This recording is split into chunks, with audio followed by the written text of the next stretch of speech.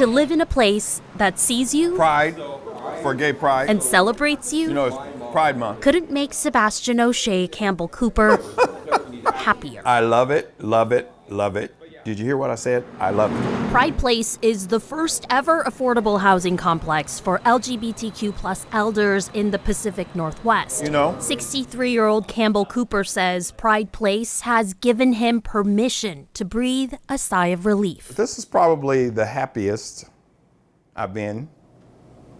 Really? Yep. I love that. Just because you're being yourself Out, authentically. open, and I can live, my own place and don't have to worry about it. A well-deserved reprieve after spending 2 decades doing just the opposite. I didn't really come out until I did 20 years in the Navy, but I didn't really acknowledge my gayness until well after that, probably in 1998 is when I said, okay, this is it.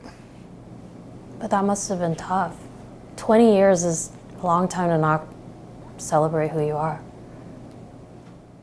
Right. But we had, don't ask, don't tell, which before that, there was no mentioning that at all. So I just put my head down and did my 20 years. But there's no hiding here at the Capitol Hill complex. We're reclaiming our space at Pride. Judy Kinney, executive director of Gen Pride, which helped develop Pride Place, says it took decades of dedication to open an affordable 55-plus LGBTQ living community. Lunch is every fourth Monday. To finally address the long-neglected needs of rainbow elders. That is different when it's real people.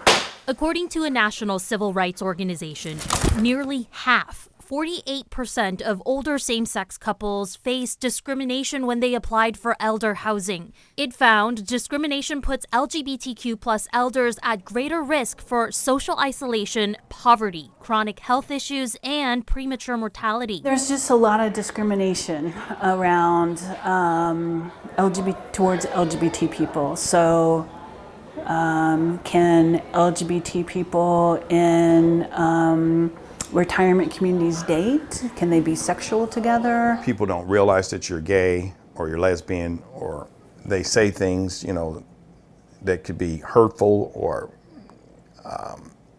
discriminating. So then you're like, okay, then you close back into yourself. This particular award here, sexual and gender diversity research. Dr. Karen Fredrickson Goldson's landmark study, Aging with Pride, shows a lifetime of prejudice adds up. We do see that within the LGBTQ older adults, their trajectories in health, this wear and tear, this stress, has a very significant impact on declining health. The study also found a quarter of the LGBTQ community surveyed live in poverty, making affordable housing like Pride Place crucial. In part tied to those economic differences, that discrimination in jobs, in pay that these communities may have experienced earlier in life, or the ability to hold a job.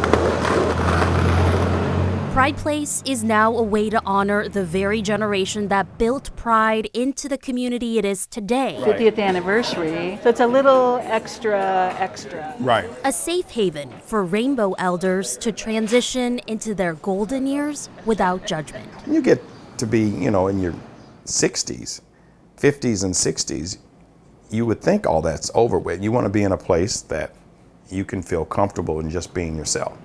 And I totally feel that way here. For Facing Race, Sharon Yu, King 5 News.